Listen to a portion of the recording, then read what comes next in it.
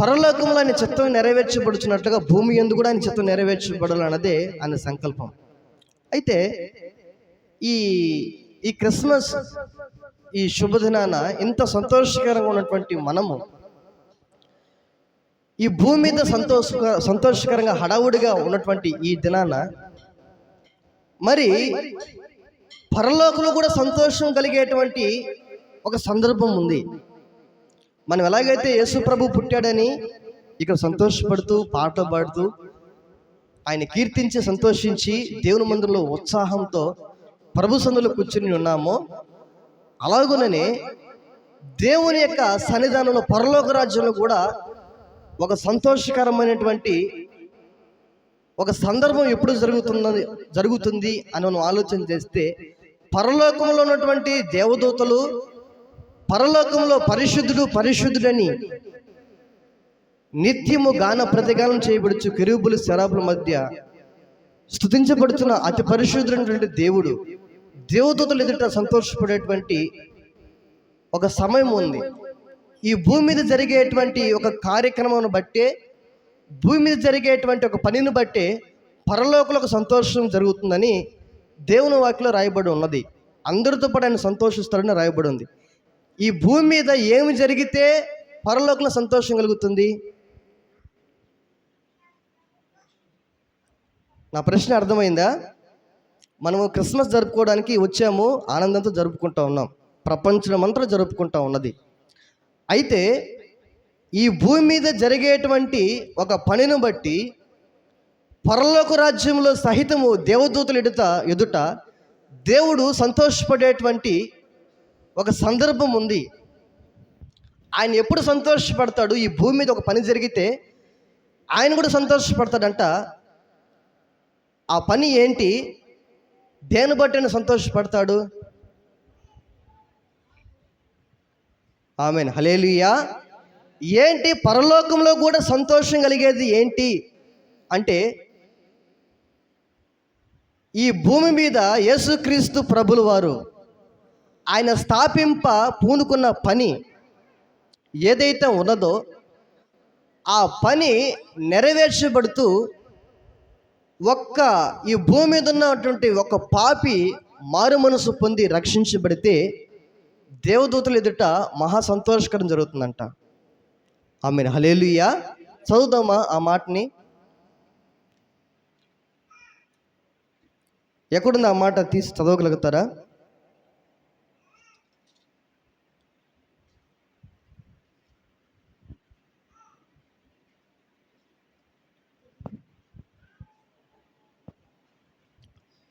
లూకా సువార్త 15వ అధ్యాయము 7వ వచనం చదువుకుందాం.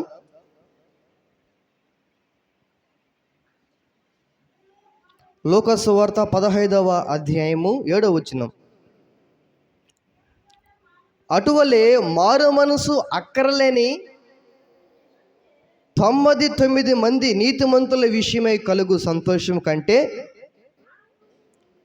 మారు మనసు పొందు ఒక్క పాపి విషయమై పరలోకమందు ఎక్కువ సంతోషం కలుగును. ఆమేన్, హల్లెలూయా. 10వ వచనం చదువుకుందాం. అటువలే మారు మనసు పొందు ఒక పాపి విషయమై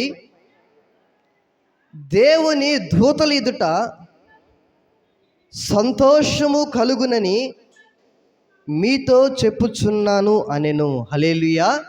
స్వయంగా యేసుక్రీస్తు ప్రభులు వారు ఈ క్రిస్మస్ ఈ శుభదినాన్ని జరుపుకుంటుంటే మన జీవితాల్లో యేసు ప్రభు యొక్క పుట్టుక ద్వారా ఈ శుభ వేడుకను జరుపుకుంటున్నటువంటి మన జీవితాల్లో ప్రభు ఆయనే స్వయంగా చెప్తున్నటువంటి మాట, దేవునికి సంతోషం కలగాలన్నా, దేవుని యొక్క దూతల సంతోషం కలగాలన్నా ఒక పని జరిగినప్పుడే పరలోకంలో కూడా సంతోషంగా అక్కడ దేవదూతలతో దేవుడు సంతోషిస్తాడని రాయబడి ఉన్నది. అదేమిటి అని మన చదువుబడిన మాటలను కనుక మనం ఆలోచన చేస్తే, అటువలే మారు మనసు అక్కరలేని 99 మంది నీతిమంతుల విషయమే కలుగు సంతోషం కంటే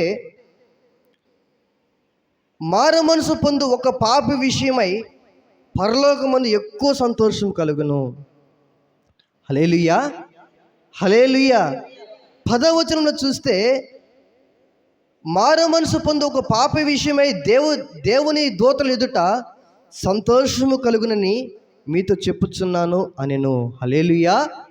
దేవుడు సంతోషపడేది, దూతల ఎదుట సంతోషపడేది ఏంటి అంటే, ఈ భూమి మీద ఎవరైతే యేసుక్రీస్తు ప్రభువుని సొంత రక్షకునిగా అంగీకరించి తమ పాపములకు ప్రాయశ్చిత్తం యేసు రక్తమే అని హృదయమందు విశ్వసించి గ్రహించి ఆయనే నిజమైన దేవుడు లోక రక్షకుడని ఎవరైతే గ్రహించి నోటితో ఒప్పుకుంటాడో, హృదయమందు విశ్వసించి నోటితో ఒప్పుకుంటాడో వాడు రక్షించబడతాడని వాక్యంలో రాయబడి ఉన్నది. వాడే రక్షించబడిన వాడు. అయితే ఏ మనుషుడైతే ఈ భూమి మీద రక్షించబడతాడో, పాపంలో ఉన్నటువంటి ఒక వ్యక్తి నీతిమంతుడిగా మార్చబడతాడు, యేసయ్య రక్తం చేత నీతిమంతుడిగా మార్చబడతాడో, అప్పుడంట ఈ భూమి మీద జరిగేటువంటి ఆ కార్యాన్ని బట్టి ఆ మారు మనసు పొందినటువంటి పాపి విషయమై పరలోక రాజ్యంలో గొప్ప సంతోషం కలుగుతుందంట. ఆమేన్. హల్లెలూయా, హల్లెలూయా. యేసు ప్రభు ఈ భూమి మీద పుట్టాడు అన్నారు, మనం సంతోషపడుతున్నాం. యేసు ప్రభు ఈ లోకానికి వచ్చాడని, ఈ భూమి మీద అడుగు పెట్టాడని మనం సంతోషపడుతున్నాం, ఆనందపడుతున్నాం. నిజమే, ఆయన ఈ భూమి మీదకి రాకపోతే, ఆయన పరముని వీడి ఈ భూమికి రాకపోతే, ఆయన వచ్చి ఆయన ఒక మనుషుడికి ఎలా బ్రతకాలో నేర్పించకపోతే, ఇదైనా నేర్పించే వాళ్ళు, మార్గమైన వాళ్ళు మరొకరు లేరని దేవుని వాక్యం సెలవిస్తుంది. అందుకని ప్రభు అంటాడు, నేనే మార్గం, నేనే సత్యం, నేనే జీవం, నా ద్వారా తప్ప తండ్రి ఎదుగు పరలోక రాజ్యానికి ఎవడునూ చేర్చబడని ఆయన సెలవిచ్చాడు. హల్లెలూయా. ఇప్పుడు మనము ఈ క్రిస్మస్ శుభదినాన పిండి వంటలు చేసుకోవడమో, కొత్త బట్టలు కట్టుకోవడమో, అంటే కట్టుకోవద్దని తప్ప నేను అనటం లేదు. స్తోత్రం చెప్దామా? గట్టిగా చెప్దామా? హల్లెలూయా. దానికంటే నీవు కొత్త బట్టలు తీసావని దేవుడు చూసి సంతోషపడడు. కానీ నువ్వు పిండి వంటలు చేసుకొని, లేకపోతే మంచిగా ఆహారం సిద్ధపరచుకొని నీవు భుజించినంత మాత్రాన ఆయన దాన్ని బట్టి సంతోషపడతాడు అని మనం చెప్పలేము. కానీ ఆయన నిన్ను బట్టి సంతోషపడాలి అని అంటే, నిన్ను బట్టి దేవదూతల ఎదుట ఆయన ఆనందపడాలి అని అంటే, పరలోక రాజ్యంలో సంతోషము కలగాలి అని అంటే, నీవు రక్షించబడిన అనుభవంలో ఉండి రక్షణ ఆనందాన్ని అనుభవిస్తూ నువ్వు బ్రతుకుతూ ఈ భూమి మీద ప్రభు చిత్తాన్ని నెరవేరుస్తూ నువ్వు జీవిస్తున్నావు అంటే, ఈ భూమి మీద నీ ద్వారా జరిగేటువంటి ఆ పనిని బట్టి పరలోక రాజ్యంలో ఏం జరుగుతుందంట? గొప్ప సంతోషకరంగా జరుగుతుంది, గొప్ప వేడుకగా జరుగుతుంది, గొప్ప పండుగ జరుగుతుంది. హల్లెలూయా. అయితే ఇద్దరు దేవుని ముందర కూర్చున్న మనము, నీవు నిజముగా రక్షించబడ్డావా? రక్షించబడిన అనుభవంలోనే నీవు ఉన్నావా? రక్షించబడ్డాను అనేక నిశ్చయిత కలిగి నీవు ఉన్నావా? రక్షణ ఆనందాన్ని నువ్వు అనుభవించగలుగుతున్నావా? నీ జీవితాల్లో ఈ క్రిస్మస్ వేడుకను జరుపుకుంటున్నటువంటి నీ జీవితంలో, నా జీవితంలో, మన జీవితాల్లో మన యొక్క ఆనందానికి నిజమైన అర్థాన్ని ఇచ్చేటువంటి మారు మనసు పొందిన అనుభూతులు మనం ఉండి, మనము రక్షణ ఆనందాన్ని అనుభవిస్తూ దేవునికి చిత్తాన్ని నెరవేరుస్తూ పరలోక రాజ్యం కూడా సంతోషపడేటట్లుగా నీ జీవితం, నా జీవితం ఉండగలిగితే అదే ఒక నిజమైనటువంటి క్రిస్మస్. ఆమేన్. హల్లెలూయా.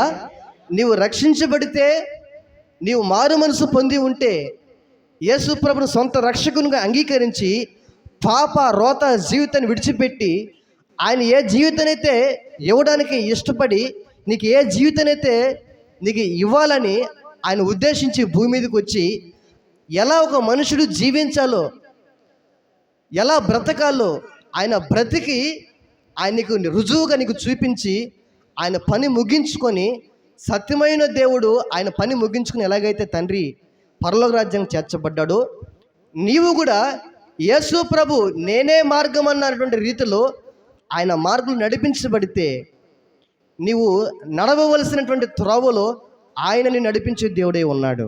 ఆమేన్. హల్లెలూయా. ఆయన ఎటువంటి మార్గం నడిపిస్తాడు అనంటే అడ్డదవులు నడిపించేవాడు కాదు. అటు ఇటు వ్యర్థమైనటువంటి జీవితాన్ని జీవిస్తూ నేను నడిపించేవాడు కాదు. ఆయన ఎటువంటి మార్గం నడిపిస్తాడు అనంటే చక్కని త్రోవలు నడిపించేటువంటి దేవుడు నా దేవుడు. హల్లెలూయా, హల్లెలూయా. ఆయన మార్గము చక్కని మార్గము.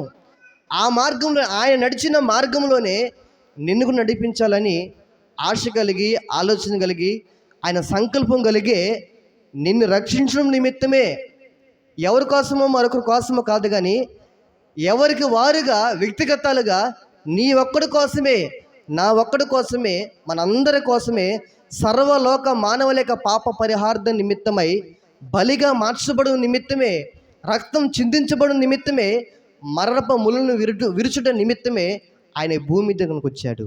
ఆమెన్. హల్లెలూయా, హల్లెలూయా. ఈ భూమి మీద ఎవరు చేయలేని పని, ఎవరికి సాధ్యము కాని పని, మహాశక్తి కలిగినటువంటి దేవుడు ఆయన చేయడానికి భూమి మీదకి వచ్చాడు. హల్లెలూయా, స్తోత్రం చెబుదామా గట్టిగా? హల్లెలూయా. ఏ మనుషుడు చేయలేని పని, ఏ శక్తి చేయలేని పని, ఎంత పెద్ద గొప్ప మహానుభావులు చేయలేని పని ఈయన మాత్రమే చేయగలిగాడు. ఏంటో తెలుసా? ఎవరికి సాధ్యము కాని పని, ఎవరు జయించలేని పని ఈయన మాత్రమే జయించాడు. ఈయన మాత్రమే సాధ్యము అయ్యేటట్లుగా చేసి సాధ్యపరిచాడు. అదేంటో తెలుసా?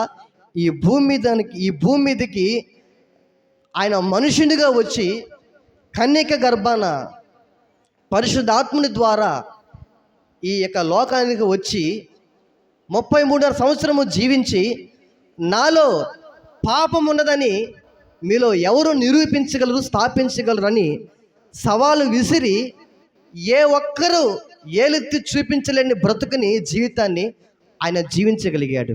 ఆమెను. హల్లెలూయా, హల్లెలూయా. నా యందు పాపం ఉన్నదని అని మీరు ఎవరైనా నిరూపించగలరా? నిరూపించగలిగిన వారు ఎవరైనా ఉన్నట్లయితే నిరూపించండి అని ఆయన సవాలు విసిరితే, అప్పటి కాలంలో ఉన్నటువంటి ప్రజలు ఆయన మీద ఏదైనా తప్పిదామని కనుక్కుందామని, ఆయన ఏదైనా లోపం ఉన్నదా అని కనుక్కుందామని ఎదురు చూస్తున్నటువంటి మనుషులతో సహితము, మనుషులు కూడా యేసు ప్రభువులో ఏ తప్పైనను, ఏ లోపమైనను, ఏ పాపమైనను ఆయన కనుగొనలేకపోయారు. ఆమెను. హల్లెలూయా. ఆయన జన్మంలో పాపం కనుగొనలేకపోయారు. ఆయన జీవించిన జీవితంలో పాపం ఉన్నది అని నిరూపించలేకపోయారు. అయితే నిరూపించలేకపోయినటువంటి వారి జీవితంలో యేసు ప్రభు ఒకదాన్ని నిరూపించాడు, ఒకదాన్ని సాధ్యపరిచాడు. ఏంటో తెలుసా? ఎవ్వరు సాధ్యం చేయలేని దాన్ని అందరూ దానికి బానిసలైపోతున్నటువంటి ప్రతి ఒక్కరిని ఆయన రక్షిస్తూ ఆయన ఒక దాన్ని జయించాడు. ఏంటది? మరణాన్ని జయించాడు. ఆమెను. హల్లెలూయా, హల్లెలూయా. ప్రతి ఒక్కరూ దానికి లోనవ్వాల్సిన వారే. పుట్టిన ప్రతి మనుషుడు దానికి లొంగవలసిన వాడే. మరణం అనేది పుట్టుక ఎంత వాస్తవమో మరణం అనేది కూడా అంతే వాస్తవం. అయితే ఆ మరణపు ముళ్ళను విరిచిన వాడు ఎవరైనా ఉన్నారా అని అంటే, జన్మంలో పాపం లేనివాడు, బ్రతికిన బ్రతుకులో పాపం లేనివాడు, ఆయన మరణపు ముళ్ళను విరిచిన వాడు ఎవరయ్యా అంటే, నేను ప్రకటిస్తున్న యేసుక్రీస్తు ప్రభుల వారు. ఆమెను. హల్లెలూయా, హల్లెలూయా. ఆయన మరణంలో పాపం లేదు, జన్మములో పాపం లేదు, ఆయన బ్రతుకులో పాపం లేదు. అంతేకాదు, ప్రతి మనుషుణ్ణి ఆయన ఎదుట నిలవబెట్టుకోవాలని వాక్యంతో ఉదక స్నానం చేపిస్తూ ప్రతి మనుష్యుని నిమిత్తమై, సర్వలోక మానవలేక పాప పరిహార్థ నిమిత్తమై ఆయన ఆఖరి రక్తబొట్టు రక్తం కాచడానికే ఈ భూమి మీద ఆయనకు వచ్చాడు. ఆమెను. హల్లెలూయా, హల్లెలూయా. అయితే బాగానే ఉంది. ఆయన గుణలక్ష్యాలు తెలుసుకుందాం, ఆయన ఎంత పరిశుద్ధమైన దేవుడు తెలుసుకుందాం, ఆయన దేన్ని జయించాడు. మరణపు ముళ్ళుని విరిచినటువంటి ప్రభు అందరి వలె సమాధి చేయబడి సమాధుల నుండి లేచి వచ్చినవాడు, సమాధుల నుండి వచ్చిన మరణాన్ని జయించి లేచినవాడు ప్రభువైన యేసుక్రీస్తు ప్రభుల వారు మాత్రమే. ఆమెను. హల్లెలూయా. అయితే ఈ దేవుని యొక్క సంకల్పం, ఏంటి అంటే, ఈ భూమి మీద మారు మనసు పొందిన ఒక పాపి విషయమై పరలోక రాజ్యంలో దేవునికిని దేవదూతల ఎదుట ఆయనకు సంతోషకరమైనది ఏదైనా ఉన్నదా అంటే, ఈ భూమి మీద నీవు నేను మారు మనసు పొంది ప్రభు చిత్తము చేయటమే పరలోక రాజ్యం గొప్ప సంతోషకరం. ఆమేన్, హల్లెలూయా. అలా సంతోషం నిన్ను బట్టి నన్ను బట్టి దేవుడు మన జీవితాన్ని బట్టి సంతోషపడమే ఒక నిజమైనటువంటి క్రిస్మస్. హల్లెలూయా. అయితే క్రిస్మస్ జరుపుకుంటున్న నీ జీవితాల్లో దేవుడు నిజంగా నిన్ను బట్టి సంతోషపడేటువంటి రీతిలుగా, ఆయన కూడా ఆనందపడే రీతిలుగా నీ జీవితము, నా జీవితము, మన జీవితము ఉండగలిగితే అదే నిజమైన క్రిస్మస్. హల్లెలూయా, హల్లెలూయా. యేసు రక్తము రక్తము రక్తము, యేసు రక్తము రక్తము రక్తము, యేసు రక్తము రక్తము రక్తము, యేసు రక్తము రక్తము రక్తము. అమూల్యమైన రక్తము, నిష్కలంకమైన రక్తము, అమూల్యమైన రక్తము, నిష్కలంకమైన యేసు రక్తము రక్తము రక్తము, యేసు రక్తము రక్తము రక్తము. ప్రతి ఘోర పాపమును కడుగును మన యేసయ్యా రక్తము, ప్రతి ఘోర పాపమును కడుగును మన యేసయ్యా. బహు దుఃఖములో మునిగెనే, చెమట రక్తముగా మారెనే, బహు దుఃఖములో ఆమేన్, చెమట రక్తముగా. యేసు రక్తము రక్తము రక్తము, యేసు రక్తము రక్తము రక్తము. మన సాక్షిని శుద్ధి చేయును మన యేసయ్యా, మన సాక్షిని శుద్ధి మన యేసయ్యా. మన శిక్షను తొలగించెను, సంహారమునే తప్పించెను, మన శిక్షను తొలగించెను, సంహారమునే. యేసు రక్తము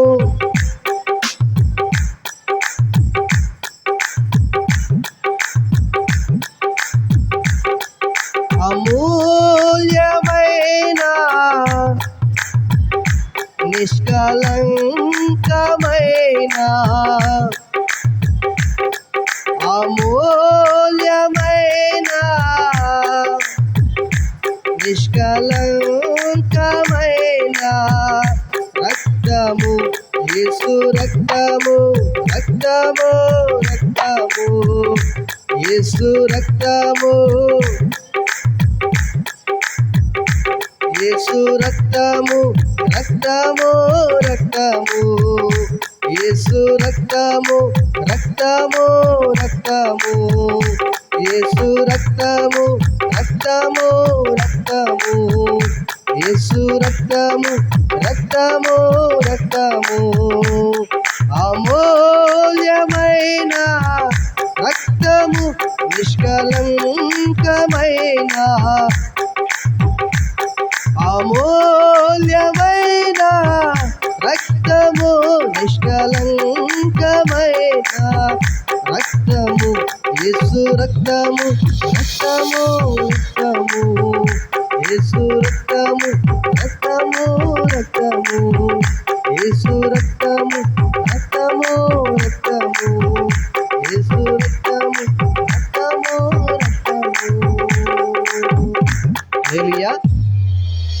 నుండి 7వ వచనం ఒకసారి చదువుకుందామా?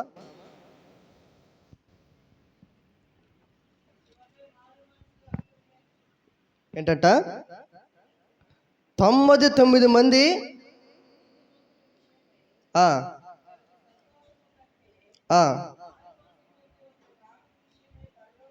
మారు మనసు పొందు ఒక పాపి విషయమై పరలోకమందు ఎక్కువ సంతోషం కలుగును. హల్లెలూయా, హల్లెలూయా. ఎవరు లేని ఎంతమంది కంటే ఆయనకి ఒక్కరిని బట్టి సంతోషము అని అంటే 99 మంది, 100 మంది ఉంటే ఆ 100 మందిలో మారు మనసు అక్కరలేని 99 మంది నీతిమంతుల కంటే కూడా ఒక్క పాపి విషయమై ఒక్క పాపి మారు మనసు పొందితే దాన్ని బట్టి పరలోక రాజ్యంలో మహా సంతోషకరమైనటువంటి దేవదూతలు దేవుడు సంతోషపడేటువంటి గొప్ప కార్యం ఏదైనా ఉన్నదా అంటే ఏదైనా నీవు మారు మనసు పొంది రక్షించబడిన గుంపులో అనుభవంలో నీవు ఉంటే నిన్ను బట్టే దేవుని నిజమైన సంతోషం. ఆమేన్, హల్లెలూయా. ఎవరికి సంతోషం అంట?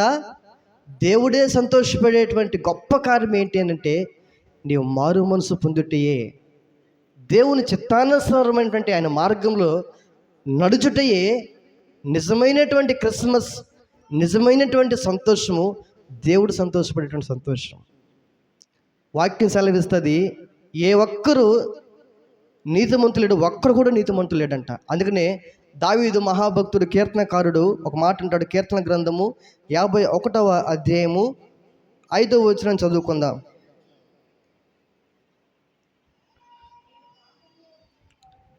నేను పాపములో పుట్టిన వాడను, పాపములోనే నా తల్లి నన్ను గర్భము ధరించెను. నీవు అంతరంగములో సత్యము కోరుచున్నావు, ఆంతర్యంలో నాకు జ్ఞానము తెలియజేయుదువు. నేను పవిత్రుడు అగునట్లు హిస్సోపుతో నా పాపము పరిహరింపుము, హిమము కంటెను నేను తెల్లగా నుండినట్లు నీవు నన్ను కడుగుము అని దావీదు మహారాజు గొర్రెలు మేపుకుంటున్నటువంటి ఆ దావీదు అరణ్యంలో ఉంటూ దేవుని యొక్క హృదయానుసారంగా, దేవుని యొక్క చిత్తానుసారమైనటువంటి మనసు కలిగిన వాడుగా దేవుడు ఏ జీవితం అయితే సంతోషపడతాడో, ఈ భూమి మీద ఏమి ఉన్నా ఏమి లేకపోయినా, ఏది కలిగి ఉన్నా ఏది కలిగి ఉండకపోయినా, ఏది కలిగి ఉంటే దేవుడు సంతోషపడతాడో, ఏది కలిగి ఉంటే దేవుడు సంతోషపడి ఆనందపడతాడో, మనకు నిజమైనటువంటిది ఆశీర్వాదం ఇస్తాడో అది ఎరిగినటువంటి ఈ మహాభక్తుడైనటువంటి దావీదు గొర్రెలు మేపుకుంటూ ఒక దీన స్థితిలో ఉన్నటువంటి ఈ దావీదుని, దేవునికి హృదయానుసారంగా బ్రతుకుతున్నటువంటి దావీదుని ఒక మహారాజుగా దేవుడు అభిషేకించి ఇశ్రాయేలు ప్రజల అందరి మీదుగా రాజుగా చేస్తే, దేవునికి హృదయానుసారంగా నడుచుకున్నటువంటి ఈ దావీదు ఒక మాట అంటాడు. ఏంటో తెలుసా? ఇదిగో 5వ వచనం రాయబడిన మాట, నేను పాపంలో పుట్టిన వాడను. ఎక్కడ పుట్టాడంట? నేను పాపంలో పుట్టిన వాడను, పాపములోనే నా తల్లి నన్ను గర్భమును ధరించెను. నీవు అంతరంగంలో ఏం కోరుచున్నాడంట? ఆయన సత్యము కోరుచున్నావు. హల్లెలూయా. వాక్యం సెలవిస్తుంది, అందరూ పాపం చేసి దారి తొలగి బుద్ధిగా చెడిపోయి ఉన్నారు భూమి మీద మనుషులందరూ, ఒక్కడు కూడా నీతిమంతుడు లేడు. అయితే యేసుక్రీస్తు ప్రభులు వారిని సొంత రక్షకునిగా అంగీకరించిన మనుషుడే, ఆయన రక్తం చేత తన పాపాలు కడుక్కున్న వాడే నీతిమంతులుగా తీర్చబడతాడని వాక్యం సెలవిస్తే, అలాగూ నీతిమంతులుగా తీర్చబడిన నిమిత్తమై ఈ దావీదు మహారాజు అంటాడు, అయ్యా నేను పాపంలో పుట్టిన వాడిని, పాపములోనే నా తల్లి నన్ను గర్భం ధరించింది. హల్లెలూయా, హల్లెలూయా. అయితే దేవుడు ఏం కోరుకునేవాడు అని దావీదు మహాభక్తుడు అంటున్నాడంటే, నీవు అంతరంగంలో సత్యము కోరుచున్నావు అంటున్నాడు. హల్లెలూయా. ఇదేంటి? ఒక మంచి వ్యక్తితోనే సహవాసం చేయాలనుకుంటాడు. ఒక పాడైపోయిన వ్యక్తి పాడైపోయినటువంటి వారితోనే సహవాసం చేయాలనుకుంటాడు. మరి పరిశుద్ధుడైనటువంటి దేవుడు పాపములో పుట్టి పాపంలో పెరిగినటువంటి ఈ మనుషుణ్ణి అంతరంగంలో ఏం కోరుకుంటాడంట? చదవండి అమ్మా. ఏం నిద్రపోతున్నారా, లేకపోతే వదిలితే వెళ్ళి మేము పండగ చేసుకుంటామంటారా? హల్లెలూయా, హల్లెలూయా. పాపంలో పుట్టాను అంటున్నాడు, పాపంలోనే నా తల్లి గర్భం ధరించింది అంటున్నాడు. అయితే పాపంలో పుట్టినవాడు, పాపంలోనే గర్భం ధరింపజేయబడినటువంటి వాడు, గర్భంలో ఉండగానే పాపం ద్వారా పుట్టినటువంటి ఈ మనుషుల్ని అంతరంగంలో అంట దేవుడు ఏం కోరుకుంటున్నాడని దావీదు మహాభక్తుడు అంటున్నాడంటే, పాపంలోనే నా తల్లి నన్ను గర్భం ధరించును, అయితే నీవు అంతరంగంలో ఏం కోరేవాడంట దేవుడు? నీవు అంటే ఎవరు అక్కడ? దేవుడు అంట. దావీదేమో పాపంలో పుట్టినవాడు, పాపంలో పెరిగిన వాడే. అయితే దేవుడంట ఆ పాపంలో పుట్టినవాడు, పాపంలో పెరిగినటువంటి దావీదు యొక్క అంతరంగంలో దేవుడు ఏం కోరుకుంటున్నాడో తెలుసా? సత్యాన్ని కోరుకుంటున్నాడంట. ఆమేన్, హల్లెలూయా, హల్లెలూయా. ఎక్కడ సత్యాన్ని కోరుకుంటున్నాడు? అంతరంగములో సత్యము కోరుకుంటున్నాడు. ఎందుకనంటే ఈ అంతరంగము, హృదయము అన్నిటికంటే మోసకరమైనది, పాపముతో నింపబడి ఉన్నది. ఒక మనుష్యుడు ఏదైతే వద్దనుకుంటాడో, స్తోత్రం చెప్దామా, ఒక మనుష్యుడు ఏదైతే వద్దనుకుంటాడో, ఏదైతే చేయకూడదు అనుకుంటాడో, ఏదైతే వెళ్ళకూడదు అనుకుంటాడో, ఏదైతే వద్దు అనుకుంటాడో దాన్నే చేయడానికి వెళ్తాడు. చేయకూడదు అనుకుంటూనే అనుకున్న దానికంటే కూడా ఎక్కువగా చేస్తూ ఉంటాడు. స్తోత్రం చెప్దామా, హల్లెలూయా, హల్లెలూయా. యేసయ్యా నీవే నాకు ఆధారము, నీ కృపయే నన్ను బలపరచే నిరంతరము. యేసయ్యా నీవే నాకు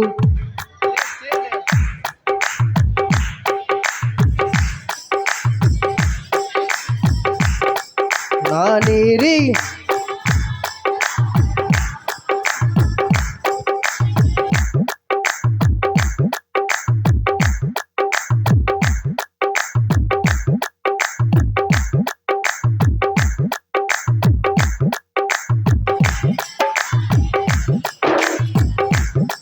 నా నిరీక్షణ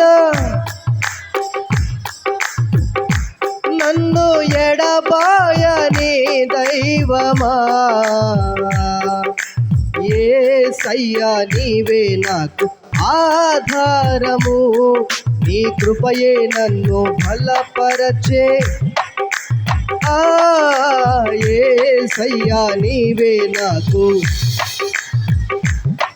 నీ కృపయే నన్ను బలపరచే. నా నిరీక్షణ, నా నిరీక్షణ నన్ను ఎడబాయని దైవమా,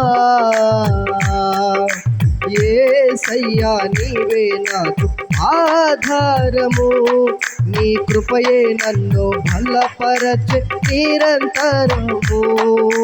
యేసయ్యా నీవే నాకు, నీ కృపయే నన్ను బలపరచే, నీ కృపయే నన్ను బలపరచే, నీ కృపయే నన్ను బలపరచే నిరంతరము. హల్లెలూయా. ఈ భూమి మీద ఒక్క మనిషి, ఒక్క నీతిమంతుడు లేడంట. అందరూ పాపం చేసి దారి తొలగి బొత్తికి చెడిపోయి ఉన్నారు. అందరూ తొలగిపోయి ఉన్నారు. ఒక్క నీతిమంతుడు కూడా లేడంట. హల్లెలూయా. ఒక్క నీతిమంతుడు లేడంట.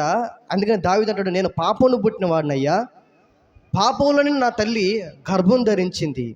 అయితే పాపంలో పుట్టిన మనుషుణ్ణి, పాపంలో పెరిగిన మనుషుణ్ణి, ఆ మనుషుని యొక్క అంతరంగంలో దేవుడు ఏమి కోరుకుంటున్నాడంటే సత్యాన్ని కోరుకుంటున్నాడంట. ఆమేన్, హల్లెలూయా, హల్లెలూయా. చూడండి, ఒక బాగా చదివేటువంటి ఒక వ్యక్తి ఉన్నాడు, లేకపోతే ఒక మంచి బిజినెస్ మైండ్ సెట్కి వెళ్ళినటువంటి ఒక వ్యక్తి ఉన్నాడు. ఆ వ్యక్తి ఎవరితో సహవాసం చేస్తాడు? ఒక మంచి బిజినెస్ మైండ్ సెట్ కలిగినటువంటి ఒక వ్యక్తి ఉన్నాడు. ఎవరితో సహవాసం చేస్తాడు? తనకంటే మంచి బిజినెస్ కలిగిన వాడితో సహవాసం. ఎందుకంటే నాలెడ్జ్ని పెంచుకోవడానికి. ఒక బాగా చదివేటువంటి ఒక వ్యక్తితో మరొక వ్యక్తి సహవాసం చేస్తున్నాడంటే అతనిలో ఉన్న ఎలా చదువుతున్నాడు అని ఇతను కూడా నైపుణ్యం పొందడానికై అతనితో సహవాసం చేస్తాడు. అయితే ఒక పాడైపోయినటువంటి ఒక వ్యక్తి ఎవరితో సహవాసం చేస్తాడు? నాకు త్రాగుడు అలవాటు ఉంది, నేను ఎవరితో సహవాసం చేస్తాను? నాకు అదేమంటారు, ఒక్కపొడు లేకపోతే ఆకు ఒక్కో. ఈ మధ్య బూస్టు ఆర్డర్లో కూడా వేసుకోవడం చూస్తున్నాను నేను. ఏది బూస్ట్ అంటే తెలుసా మీకు? మేము సువార్త ప్రకటించడానికి మా సేవకునితో పాటు పోతూ ఉంటే సువార్త చెప్పడానికి ఒక దగ్గర మీటింగ్ ఏర్పాటు చేసి అక్కడ సిస్టమ్ అంతా అరేంజ్ చేస్తూ ఉన్నాం. ఈ సిస్టమ్ అరేంజ్ చేస్తుంటే సిస్టమ్ సౌండ్ ఎలా వస్తుంది, ఎంత దూరం వస్తుందని మా సేవకుడు చూద్దామని అలా వెళ్తూ ఉంటే ఆ పక్కన ఉన్నటువంటి వ్యక్తులు, ఆ గ్రామంలో ఉన్నటువంటి వ్యక్తులు, రే కొంచెం బూస్ట్ బెటరా అన్నాడంట. ఏంది కొంచెం బూస్ట్ బెటరా అన్నాడంట. ఈయనకి అర్థం కాలేదంట. బూస్ట్ ఇక్కడ రోడ్ల మీద దొరుకుతుందా అని ఆయన విచిత్రంగా చూస్తూ ఉంటే ఆయన పట్లం లోపల నుంచి పట్లం తీసి అట్లా రాల్చి పెట్టాడంట. అదేంది మీకు తెలుసు కదా, హల్లెలూయా హల్లెలూయా. అది పెట్టగానే ఆయనకు విచిత్రంగా చెప్పి ఆ రోజు వచ్చే వాక్యం చెప్పాడు ఆయన. కొంతమందికి ఈ బూస్ట్ వేసుకునేటువంటి అలవాటు పళ్ళు నొప్పి అంట.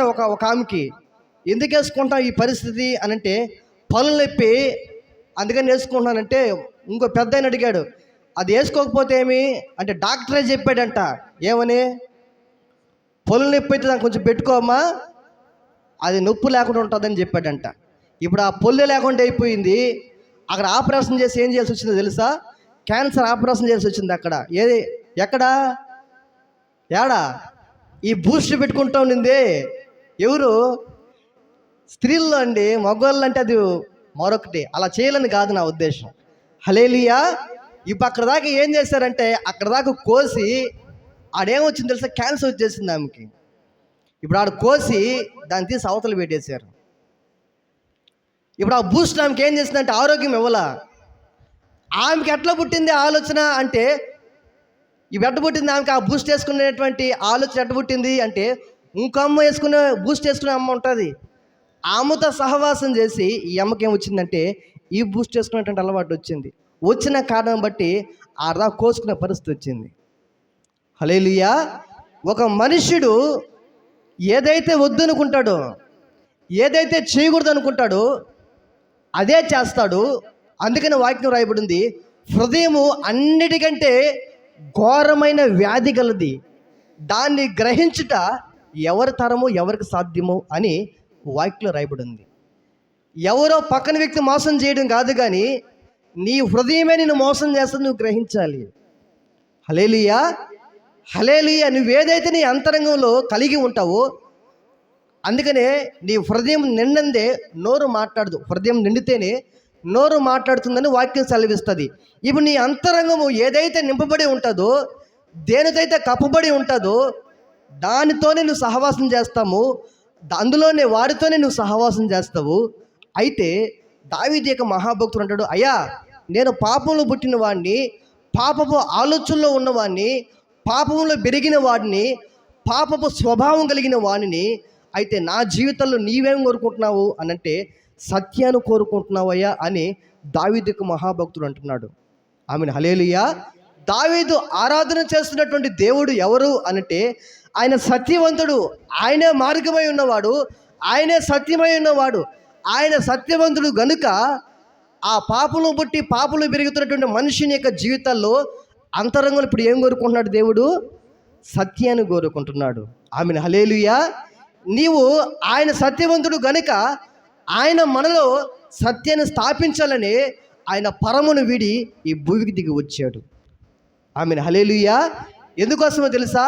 నిన్ను నన్ను ప్రతి మనుషుణ్ణి పాపం నుండి విమోచించడానికి, నీతిమంతులుగా తీర్చడానికి ఆయనే మనుషునిగా ఈ లోకానికి వచ్చి ఒక మనుషుడికి ఎలా జీవించాలో, ఆయన జీవించి నేనే మార్గం, నేనే సత్యం, నేనే జీవం, నా ద్వారానే పరలోక రాజ్యానికి చేర్చబడతారు తప్ప మరి ఎవరి ద్వారా చేర్చబడరని ఆయన సవాలు విసిరి వాగ్దానం చేసి వెళ్ళాడు.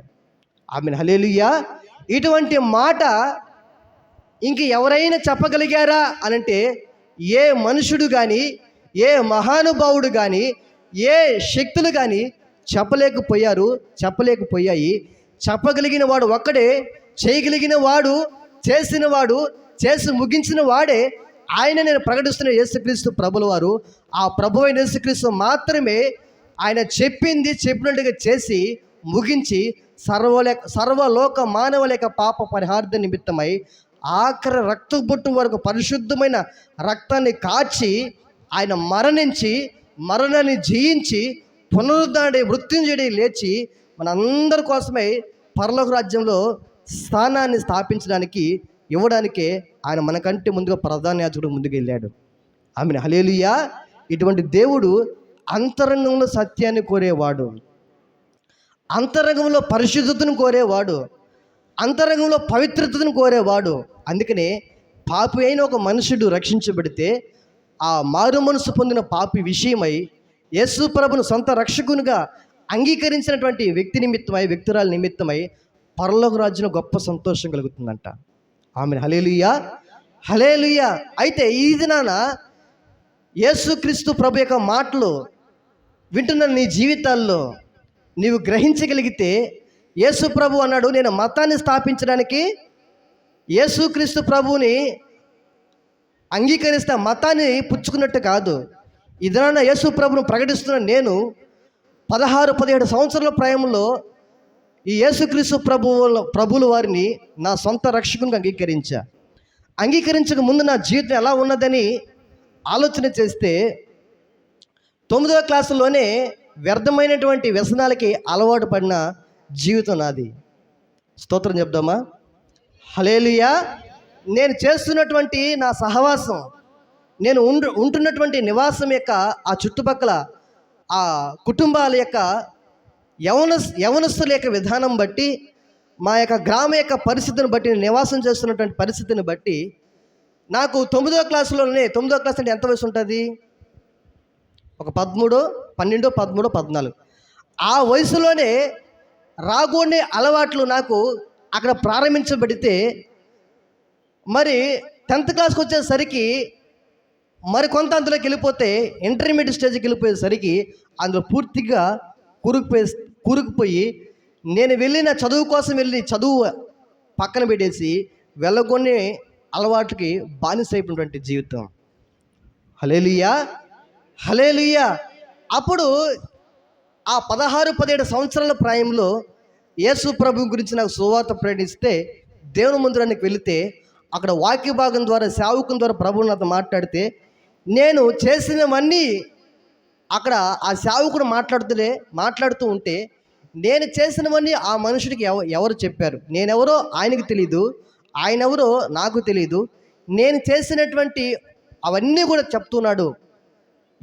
ఎవరు చూశారు తెలియదు కదా అనుకొని ఆ ప్రార్థన కూడిక అయ్యేంత వరకు ఆ ప్రార్థనలో గడిపి చివరిలో ఇవన్నీ పాపము అని నాకు అర్థమైంది. హల్లెలూయా, హల్లెలూయా. ఒక మనుష్యుడు జీవించవలసిన జీవితాన్ని విడిచిపెట్టి పాపానికే ఎక్కువ బానిసైపోతూ ఉంటాడు. చూడండి, ఒక త్రాగుడు ఎక్కువగా బానిసైపోయినటువంటి వ్యక్తి ఆ త్రాగు నుండి విడుదల పొందాలని ఆలోచన ఉండదా అంటే ఎందుకు ఉండదు? ఉంటుంది. మనస్సాక్షి అనేది పనిచేస్తూ ఎందుకు ఇట్లా నేను చేసేసానే. పాపం అనేది ఎలా ఉంటుంది అనంటే ప్రారంభంలో ఆశ కలిగిస్తుంది. ఏం కలిగిస్తుంది దయాకర్ బ్రదర్? పాపము ప్రారంభంలో ఏం కలిగిస్తుంది అంటే ఆశ కలిగిస్తుంది. ఇప్పుడు ఒక సిగరెట్ తాగాలండి, ఒక యవనస్తుడు ఉన్నాడు, తాగాలంటే స్టార్టింగ్లో ఎలా ఉంటుందంటే భయం వేస్తుంది. ఎవరైనా చూస్తారా, మరి ఎట్లా ఉంటుంది ఏందో అని. ఒక వ్యసనం ఏదైనా అనుకోండి, లేకపోతే ఒక పురుషుడు ఒక స్త్రీతో సాంగత్యం చేయాలన్నా, అది ఏ అలవాటైనా ఏదైనా సరే అది దాచబడుతూ మరుగున ఉంటూ ఇది కనబడకుండా చేయాలి, దాక్కుని చేయాలి అని అనిపించేది. అది ఏదైనా అది ఏ వ్యసనమైనా అదొక పాపమే. ఆ పాపము ఎలా ఉంటుంది అనంటే ప్రారంభంలో ఆశ కలిగిస్తుంది. ఏం కలిగిస్తుంది? ఆశ కలిగిస్తుంది. ఆ ఆశ అందులోకి వెళ్ళిన తర్వాత ఆనందాన్ని ఇస్తుంది.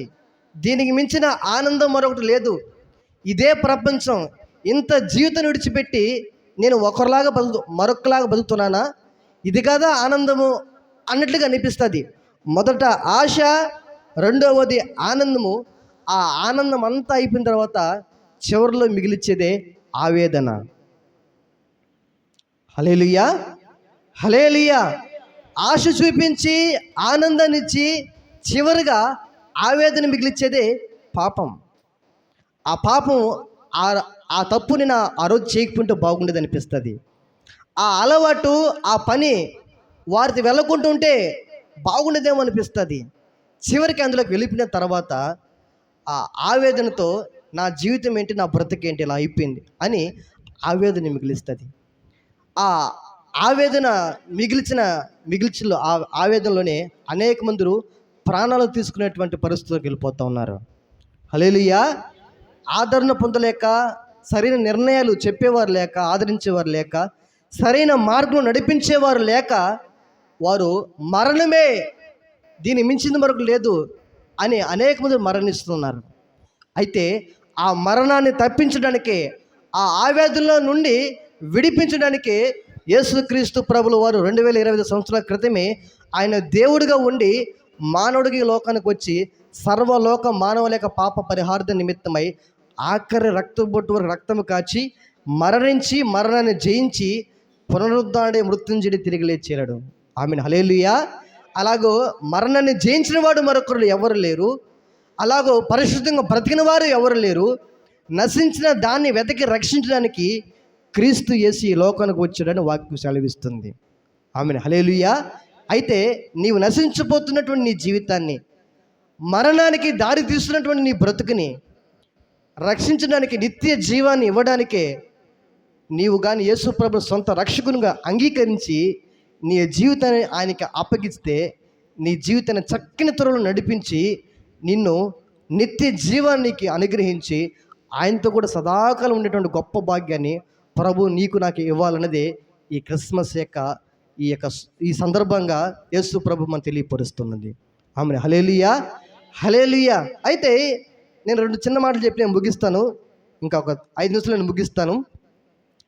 మరి ఈ క్రిస్మస్ సందర్భంగా వచ్చిన మన జీవితాల్లో పరలోక రాజ్యంలో ఒక పాపి విషయమై, మారుమనసు పొందిన పాపి విషయమై గొప్ప సంతోషం కలిగితే, మరి ఒక వ్యక్తి గురించి, భూమి మీద ఉన్నటువంటి ఒక వ్యక్తి గురించి పరలోక రాజ్యంలో దేవుడు సహితము నా సేవకుడు అయినటువంటి ఒక వ్యక్తి అని చెప్పాడు. ఆలోచన చేసావా అని ఒక వ్యక్తి గురించి పరలోక రాజ్యంలో సమావేశంలో ఆ సమావేశంలో మాట్లాడుతున్నారు. ఎవరు ఆ వ్యక్తి ఎవరి గురించి మాట్లాడుతున్నారు? హల్లెలూయా. యోబు భక్తుడి గురించి పరలోక రాజ్యంలో ఒక సమావేశంలో మనం ఎలాగైతే సమకూర్చబడ్డామో అలాగనే పరలోక రాజ్యంలో ఒక సమావేశంలో, ఆ సమావేశంలో ప్రభువైనటువంటి దేవుడు ఒక భక్తుడు, భూమి మీద ఉన్నటువంటి ఒక భక్తుని గురించి మాట్లాడుతున్నాడు. యోబు గ్రంథము, ఈ మాటను చెప్పి నేను ముగిస్తాను. యోబు గ్రంథము 1వ అధ్యాయము, యోబు గ్రంథము 1వ అధ్యాయము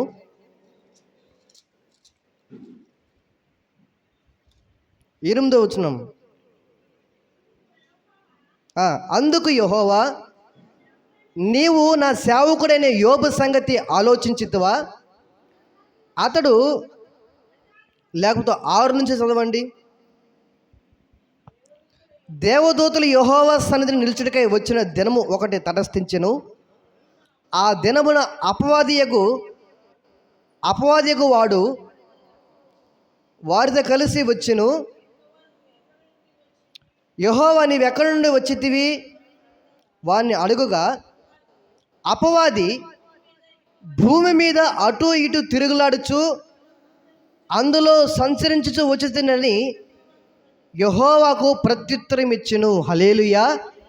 దేవదూతల యొక్క సమూహం అంతా కూడా పరలోక రాజ్యంలో ఒక సమావేశము ఏర్పరచడానికి ఒక తటస్థిస్తే, సమకూర్చబడితే అపవాదైనటువంటి సాతానుడు ఇతరాన మనుషులందరినీ పట్టి పాపములో కూరుకుపోయేటట్లుగా, పాపములో బ్రతికేటట్లుగా, జిగటిగల దొంగ ఊబిలో కూరుకుపోయేటట్లుగా, ఆ వ్యసనాల్లో కూరుకుపోయేటట్లుగా చేసేసి ప్రతి మనుషుని కూడా ఆ బంధకాల చేత బంధిస్తూ భూమి మీద అటు ఇటు తిరుగుతున్నటువంటి అపవాదైనటువంటి సాతానుడు ఉన్నాడు.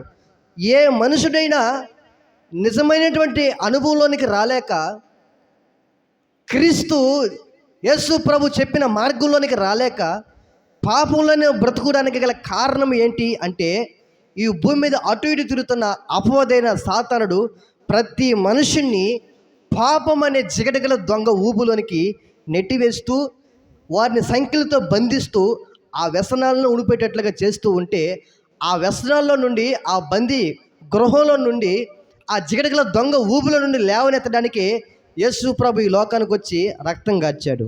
ఆమేన్, హల్లెలూయా. అయితే ఆ సాతానుడు ఒకరోజు పరలోక రాజ్యం సమావేశం అవుతూ ఉంటే ఆడ వెళ్ళి ఒకని గురించి దేవుడు ఒక మాట అంటున్నాడు. చదవండి ఆ మాట, 6 నుంచే చదవండి త్వరగా.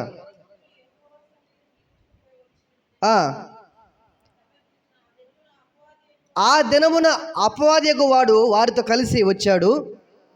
యెహోవా అడుగుతున్నాడు, నీవు ఎక్కడి నుండి వచ్చిత్తవని అడుగుగా, అపవాదైన సాతానుడు చెబుతున్నాడు, భూమి మీద అటు ఇటు తిరుగులాడుచు అందులో సంచరించుతూ వచ్చితినని యెహోవాకు ప్రత్యుత్తరం ఇచ్చెను.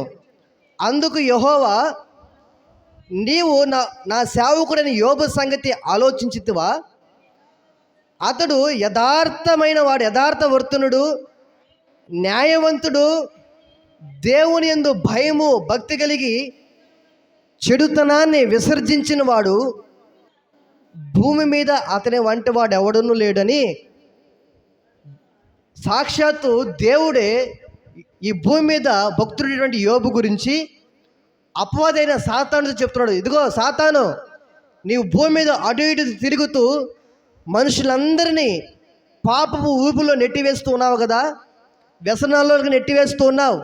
అయితే వారందరూ విడిపించడానికి నేను ఒకటి కనుగొని ఉన్నా, అది నేను చేయబోతున్నా. అది యేసు ప్రభు లోకానికి వచ్చి ఆ పని చేయడము, మరణించడము, మరణం జయించి తిరిగి లేపబడడం. అయితే ఆ దేవుడు ఒక భక్తుడి గురించి చెప్తున్నాడు. ఆ భక్తుడే యోబు భక్తుడు.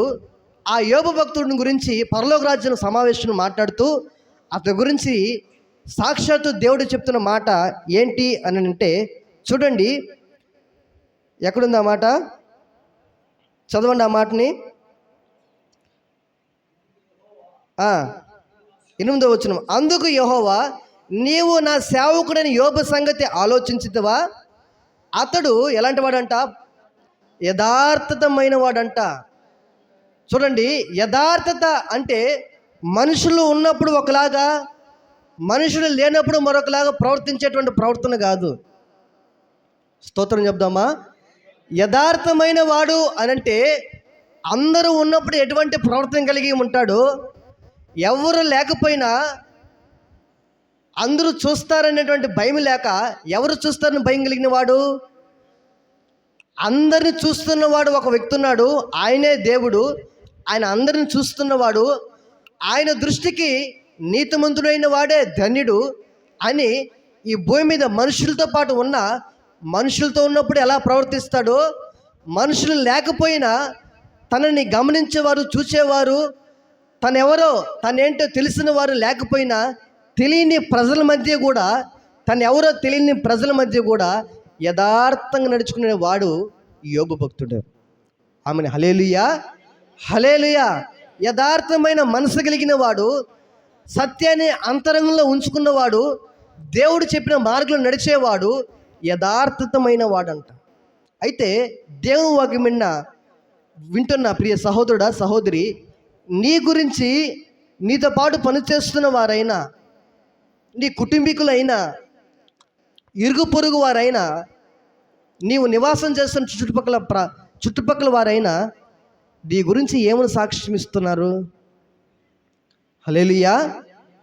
పరలోక రాజ్యంలో పాపి గురించి సంతోషం కలిగితే, యోబు గురించి దేవుని యొక్క రాజ్యంలో ప్రకటించబడితే, మరి నీ గురించి నీ చుట్టుపక్కల వారు, నీతో పాటు పనిచేస్తున్న వారు, ఈమె క్రైస్తవురాలు, ఇతను క్రైస్తవుడు, యేసు ప్రభువుని అంగీకరించినటువంటి వ్యక్తులు, దేవుని మందిరానికి ప్రతి ఆదివారం మందిరానికి వెళ్తున్న వాళ్ళు అని నీ గురించి చెప్పుకుంటున్న వారు నిజమైన భక్తుడు ఈయన, క్రైస్తవుడు అంటే ఇలా ఉండాలి, ఇలా ఉంటారా అని చెప్పే రీతిలో ఉందా?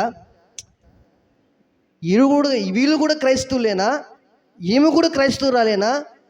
ఈమె కూడా మందిరానికి పోతుందా అన్నట్లుగా నీ జీవితం ఉన్నదా? నిన్ను బట్టి ఇతరులు చెప్పుకునేటువంటి భక్తి జీవితం, నీ యొక్క భక్తి జీవితం ఎలా ఉంది? అది యోబు భక్తి గురించి సాక్షాత్తు దేవుడు అంటాడు, అతడు యథార్థమైనటువంటి వాడు. ఆమెను హల్లెలూయా, హల్లెలూయా. మనుషులు ఉన్నప్పుడు ఒకలాగా కాదు, మనుషులు లేనప్పుడు ఒకలాగా కాదు. ఎప్పుడైనా నా సన్నిధిలో యథార్థంగా నడుచుకున్నటువంటి మనసు కలిగిన వాడు. ఆమెను హల్లెలూయా. అది నీకుందే యథార్థమైన మనసు? దేవుని వాక్యం బిడ్డ, క్రైస్తవుడుగా పిలువబడుతున్న మన జీవితాల్లో యథార్థమైన మనసు నీకుందా? మనుషులు ఉన్నప్పుడు ఒక బ్రతుకు, మనుషులు లేనప్పుడు మనలాంటి బ్రతుకుందా? అయితే ఈరోజు నీతోను ప్రభు మాట్లాడుతున్నాడు, అటువంటి సాక్షి నీళ్ళు తొలగిపోవును గాక. ఆమెను హల్లెలూయా. నీవు కూడా యోబు భక్తుని వల్లే నీవు ఉంటున్న నివాసములో, నువ్వు పనిచేస్తున్న స్థలములో, నీవు ఉంటున్న ఆ ప్రాంతంలో యోబు భక్తుని వల్లే నీవు కూడా యథార్థమైన భక్తి కలిగిన వాడుగా మార్చబడుదువు గాక. ఆమెను హల్లెలూయా, హల్లెలూయా. యోబు భక్తుని గురించి పరలోక రాజ్యంలో యథార్థవర్తనుడు అని దేవుడు సాక్ష్యం చెప్తున్నాడు.